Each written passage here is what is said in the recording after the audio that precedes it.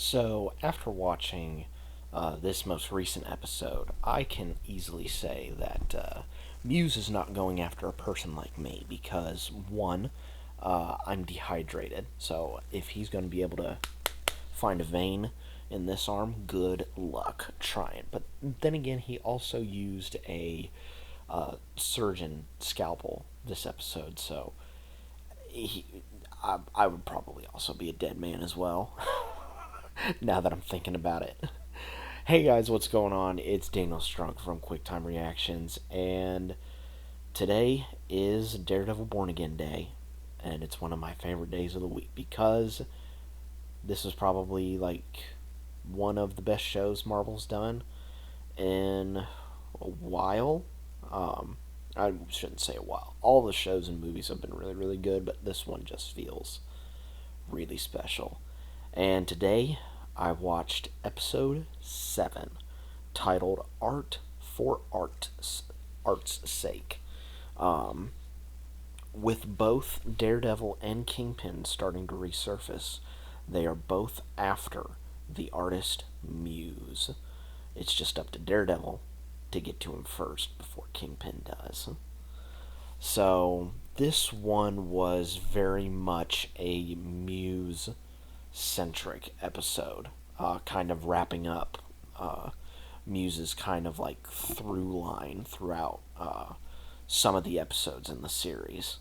Um, and I really like the fact that this episode kind of took on a Seven approach where the killer makes himself known, um, and then it is up to others to try and stop him, essentially.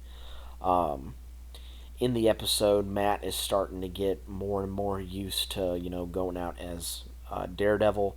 That Heather is starting to notice. She says, you're coming home with bruises on your body. You leave your suit or your briefcase here. Like, what is going on with you? And Matt just chalks it up to, dealing with a lot of stuff and, not telling the whole truth. And at the end of the episode, he hasn't told her, but I have a feeling she might know. Um, but they leave it at that. Matt tries to get Cherry to help out with this case, but Cherry isn't having it. He doesn't want to see Matt throw away his life again.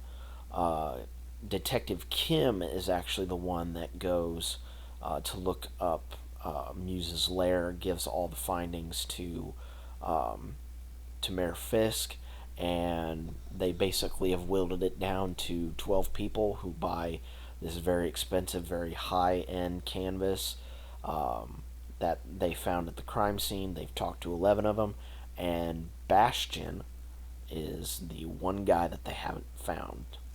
And he just so happens to go to the office of Heather's, Matt's interest, and also Mayor Fisk's psychiatrist for his marriage counseling. So Bastion is explaining his whole backstory while Detective Kim gives Fisk his like whole rap sheet. Like he was involuntary incarcerated at like ages 15, 17, and 20.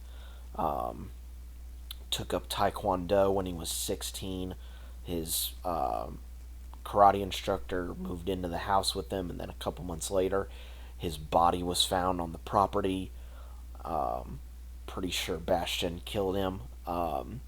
And I love the way that it intercuts between like Bastion, telling Heather, you were the key to unlocking my true self, because he met her once before at that book signing that she was at, and now he's meeting her here at her office, basically saying you were the key to unlocking my true self. And I have to give a big shout out to Hunter Doohan.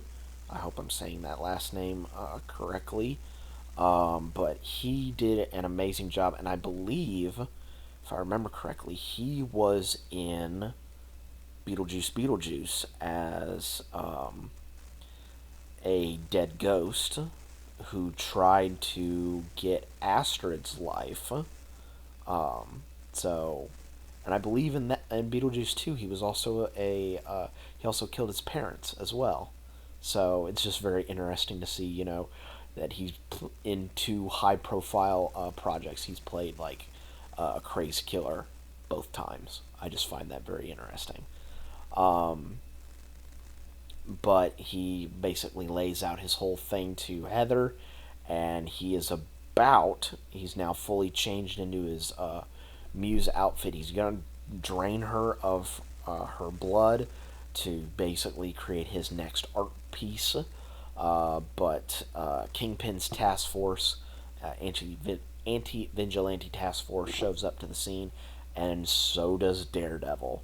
Daredevil and Muse get into a big fight, and Muse appears as though he may shoot Heather, but Daredevil beats him up enough, uses his staff to impale him, like right here in the shoulder, non-lethally, throws him against a bookshelf, just beating the snot out of him, and then Heather deals the final blow by shooting him 4 times in the chest, and then she faints.